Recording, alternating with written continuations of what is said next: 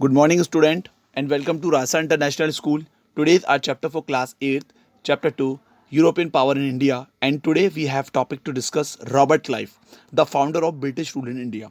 From the page number 23. आज जो हमारा चैप्टर है वो क्लास 8th के लिए है. Chapter 2, European power in India, यानी यूरोपीय ताकत भारत में किस तरीके से फैली. और आज का जो हमारा विषय है वो हम बात करेंगे रॉबर्ट क्लाइव के बारे में. और रॉबर्ट क्लाइव को क्यों जाना जाता है कि वो founder of British rule in India, मतलब जो भारत में जो ब्रिटिश जो जो एक शासन था उसकी नींव रखने वाले वो कौन थे, वो रॉबर्ट क्लाइव थे. From the page number 23.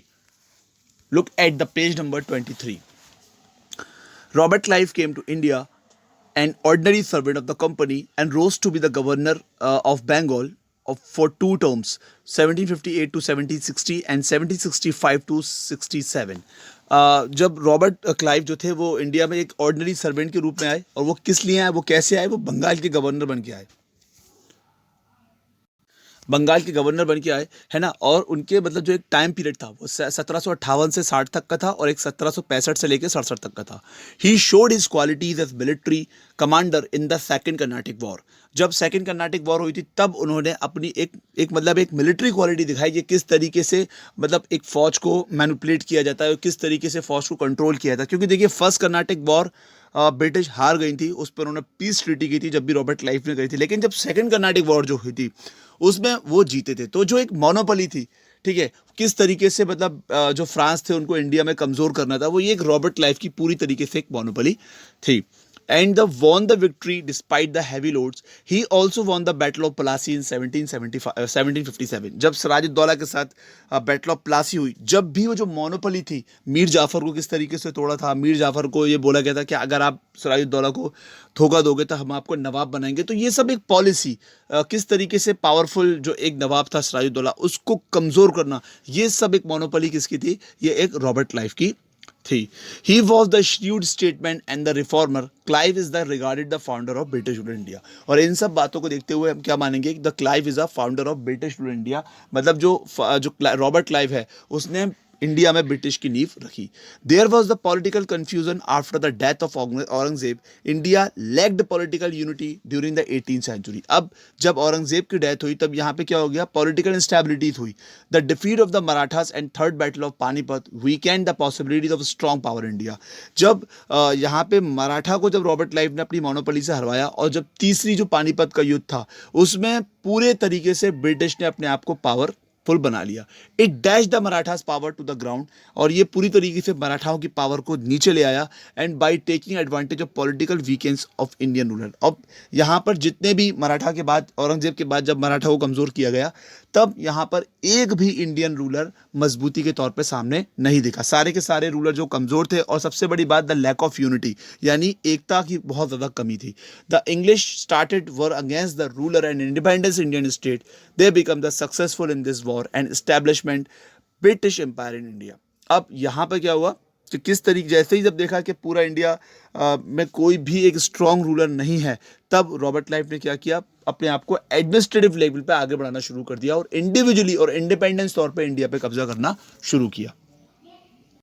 अब हम इस टॉपिक पे कुछ एक इंपॉर्टेंट टर्म्स देखते हैं. अब देखिए इसमें जो एक ट्रिकी टर्म, मतलब जो इंपॉर्टेंट टर्म्स है वो क्या है, मर्केंटिलिज्म. का मतलब क्या होता है, commercialisation and trade activities with profit in view. मतलब किसी में भी एक व्यापारिक जो एक्टिविटी, व्यापारिक गतिविधि होती है जिसमें जो मुनाफा कमाए जाने की स्कीम होती है उसको बोला जाता है कमर्शलाइजेशन, मतलब mercantilism. What is the meaning of mercantilism? The commercialisation trade activity with profit in view. Policy and naturality. अब क्या होता है, देखिए पॉलिसी क्या होता है, ये जो उस पर सेकंड ऑप्शन है, the policy of remaining natural in the war between the two rival power. मतलब दो राइवल पावर के बीच में जो लड़ाई होती है उसकी जो पॉलिसी होती है, ठीक है. नेक्स्ट अब देखिए एग्रेसिव पॉलिसी. एग्रेसिव मतलब गुस्से. Policy undue the interference and attack. किसी पर डायरेक्ट अटैक करना. एग्रेसिव मतलब गुस्से में एकदम एग्रेसिव होना, है ना. अब सेकंड देखिए इसमें dual government. The system administration introduced by the Clive, in which is the Nawab look at the administrative and law and order which company collected the revenue.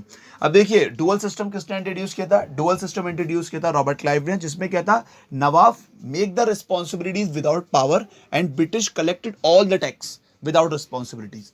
यहाँ पे नवाब क्या कर रहे थे, सारी अपनी जिम्मेदारियों को निभा रहे थे, मगर उनके पास पावर नहीं थी। लेकिन ब्रिटिश क्या कर रहे थे, सारी पावर को एंजॉय कर रहे थे, पर वो they don't make their responsibilities. तो ये था डुअल सिस्टम, जिसमें नवाब और ब्रिटिश को अलग अलग कर दिया गया था। नवाब सिर्फ जिम्मेदारियां निभाते थे, लोगों की बात सुनते थे, लेकिन उनको पूरा नहीं कर पाते थे।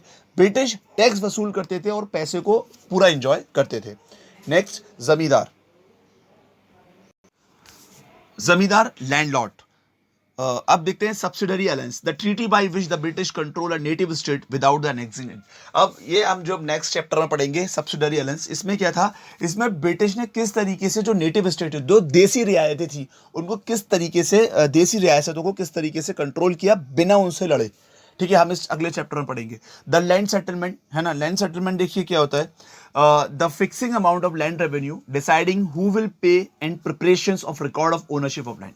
मतलब यहाँ पे लैंड सेटलमेंट का मतलब कि एक कीमत तय कर दी गई कि किस इंसान को कितने पैसे लैंड को देने हैं, और यहां से एक फिक्स अमाउंट जो है वो तय कर दी गई। तो आज हमने इस टॉपिक पे क्या समझा, रॉबर्ट क्लाइव के बारे में। और Robert Clive is known as the founder of the British rule in India. किस तरीके से उन्होंने सेकंड कर्नाटिक वॉर में एक बेहतरीन रोल किया, जिससे मतलब एक सेकंड कर्नाटिक वॉर में उन्होंने किस तरीके से लोगों को मतलब एक तरीके से मैनिपुलेट कर कर और मैनिपुलेट करके क्या किया, इंडिया में अपने आप को उन्होंने मजबूत, अपनी पावर जो है वो मजबूत की। बैटल ऑफ प्लासी भी उन्होंने इस तरीके से जीती। और फिर हमने देखा कि किस तरीके से धीरे धीरे औरंगजेब के बाद जब मुगल वीक हुए, उसके बाद मराठा को हराने के बाद यहाँ पर इंडिया में उन्होंने किस तरीके से अपनी पॉलिसी को मजबूत किया। I hope you like this video. We will upload some more new topic of this chapter. Till then, stay safe and goodbye.